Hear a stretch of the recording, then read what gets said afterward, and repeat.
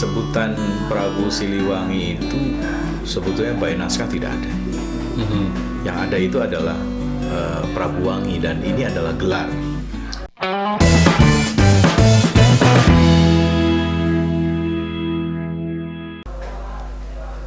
Ini tadi udah ya yang Toto. Kemudian apakah benar Sunda adalah dinasti yang kekuasaannya mencakup negara-negara ASEAN di waktu dulu?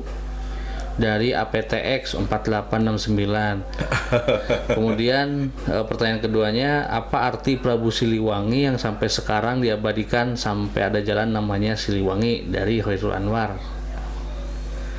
Ya, jadi kalau klaim-klaim sejarah ya, klaim-klaim kewilayahan dan sebagainya, itu kan memang harus kita lacak dari disiplin ilmu yang memang beragam. Tidak hanya dari sisi sejarah, tapi dari sisi arkeologi dengan mencari bukti-bukti prasasti dan sebagainya. Tapi ya kembali bahwa kalaupun kemudian pertanyaannya itu diukur dengan konstruksi sekarang, ketika tadi menyebut ada kata ASEAN misalnya, maka pasti kalau menyebut ASEAN ya Brunei, Filipina, Malaysia, Singapura, Malaysia, Thailand, Vietnam, Kamboja dan sebagainya, bahkan termasuk Timur Timur. Itu kan ASEAN. Nah, ini yang menjadi menarik bahwa cara baca kita itu adalah misalnya begini. Dulu kita dalam pelajaran geografi misalnya mengenal juga istilah paparan Sunda. Ada Sunda kecil, Sunda besar, gitu kan. Dan ini memang butuh kedalaman dalam melakukan klarifikasi informasinya, kawan. Tapi yang jelas kalaupun kemudian wilayah Sunda itu mengcover ASEAN, ASEAN, saya kira ini informasinya perlu ditinjau lagi, gitu, perlu dikaji lebih dalam, karena memang kemudian secara fakta dan kemudian periodisasi sejarahnya itu pun harus kita lihat pada era siapa, kan gitu kan? Ya. Pada era siapa, dan karena memang bicara kerajaan-kerajaan yang besar di Nusantara itu kan. Ya, ada periode Majapahit, ada periode Sriwijaya, dan periode-periode sebelumnya yang memang masih terjadi debatable. Itu kamu. Itu ya. Oke, itu jawaban terkait dengan masalah wilayah kerajaan Sunda. Nah, sekarang masalah arti Siliwangi itu kan ternyata. Ini yang memang kembali hapunten kalau saya harus begini kan, hapunten anu kasuhun hampura anu bade disejaya anu kusim kuring bade disanggemkeun. Orang Cirebon juga bisa bahasa Sunda kan? Orang Cirebon juga bisa bahasa Sunda. Jadi sebetulnya yang akan saya sampaikan ini adalah bersumber pada riwayat-riwayat atau catatan masa lalu di Tatar Kulon atau di Jawa Kulon ataupun di Tatar Parahyangan ini misalnya, yang berdasar pada koleksi naskah-naskah Cirebon. Khususnya kayak misalnya tadi disampaikan misalnya ada Carita Parahyangan ataupun koleksi naskah-naskah Pangeran Wasakerta, atau di Purwaka Carubanagari misalnya, dan koleksi naskah yang lain. Jadi kalau by naskah ya, kalau berdasarkan sumber naskah, sebutan kata Siliwangi itu tidak merujuk pada gelar atau tokoh nama seseorang yang pernah menjadi raja di Jawa Kulon. Kalau Prabu Wangi ada, Prabu Wangi ada, dan itu gelar. Jadi di Jawa Kulon ini sepanjang sejarahnya ada raja-rajanya yang atau ratunya yang dapat gelar Prabu Wangi. Kenapa misalnya Cirebon punya pandangan tersendiri ini sih Wan ya, soal sebutan gelar Prabu Siliwangi? Karena bagi naskah-naskah Cirebon misalnya, sebutan Siliwangi itu khususnya misalnya ada di Carita Parahyangan. Jadi sebutan Prabu Siliwangi itu sebetulnya by naskah tidak ada. Yang ada itu adalah Prabu Wangi, dan ini adalah gelar. Prabuwangi itu gelar. Gelar. Nah, sepanjang perjalanan peradaban kerajaan-kerajaan di Tatar Sunda misalnya, tokoh yang mendapatkan gelar Prabuwangi itu adalah yang pertama misalnya Prabu Linggabuana. Nah, gelar wanginya itu karena beliau gugur di Tanah Bubat pada saat akan menikahkan putrinya dengan Prabu Hayam Wuruk bersama 88 pembesar kerajaan Majapahit yang lainnya, termasuk putrinya juga. Dia Dewi Citarasmi Sang Dyah Pitaloka itu kan dikabarkan wafat dan gugur di Bubat, Patibala di sana. Nah, itu yang pertama. Nah, kemudian yang mendapatkan gelar Prabuwangi berikutnya adalah Prabu Niskala Wastukancana. Nah, itu di skala gimana? Niskala Wastukancana ini konon dikabarkan hidupnya itu lebih dari 120 tahun umurnya. Sepuh Nah, pisan ya. Prabu Niskala Wastukancana ini adalah sosok raja yang adil, arif dan bijaksana. Ya.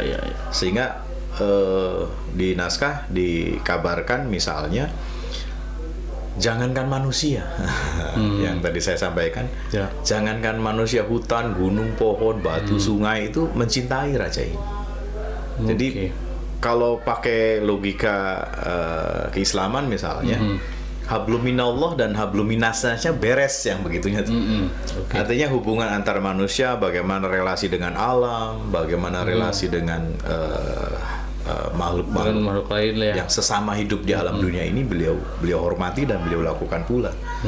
Nah, kesadaran bahwa wilayah yang dipimpinnya itu adalah daerah-daerah yang notabene rawan bencana alam, itu juga beliau lakukan dengan ya tadi sehingga dalam naskah itu misalnya disampaikan bahwa jangankan manusia kan gitu kan, seluruh alam mencintai raja ini. Nah, itu yang kedua. Nah, kemudian yang ketiga adalah Raden Pamanah Rasa atau Sri Baduga Maharaja. Atau yang dalam perspektif kita sekarang disebut juga Prabu Siliwangi. Sampai divisualkan, sampai bagaimana, sampai dilukis apa itu Pamanah Rasa. Arahnya itu ke Pamanah Rasa atau dengan gelar Sri Baduga Maharaja. Nah, kenapa beliau juga pun disebut Prabuwangi? Nah, ini memang muncul kalau dalam perspektif Cirebon ya, misalnya muncul sepeninggal beliau.